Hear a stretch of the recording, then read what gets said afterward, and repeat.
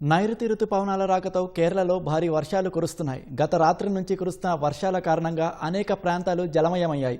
కొన్ని చోట్ల ఈదురుగాలులతో కూడిన వర్షాలు బీభత్సం సృష్టించాయి.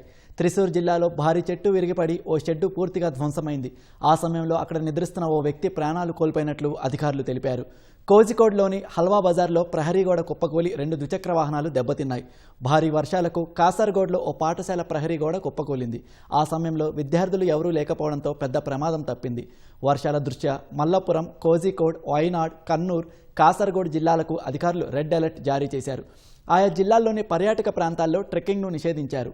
ఘాట్ రోడ్లు, కొండ ప్రాంతాల్లో రాత్రివేళ ప్రయాణాలపై ఆంక్షలు విధించారు.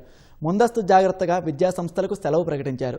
ఉత్తర కేరళ తీరంలో ఉపరితల ఆవర్తనం కొనసాగుతుండటంతో రాబోయే 3-4 రోజులు రాష్ట్ర వ్యాప్తంగా విస్తారంగా వర్షాలు పడతాయని భారత వాతావరణ శాఖ తెలిపింది. కొన్ని ప్రాంతాల్లో ఉరుములు మెరుపులతో కూడిన వర్షాలు పడతాయని పేర్కొంది. గంటకు 40 నుంచి 50 కిలోమీటర్ల వేగంతో ఈదురుగాలులు వీచే అవకాశం ఉందని తెలిపింది. తీర ప్రాంతాల్లో మత్స్యకారులు ఎవరూ చేపల వేటకు వెళ్లొద్దని హెచ్చరించింది. మరోవైపు ఒడిశా, కర్ణాటకలో కూడా వర్షాలు కురుస్తున్నాయి.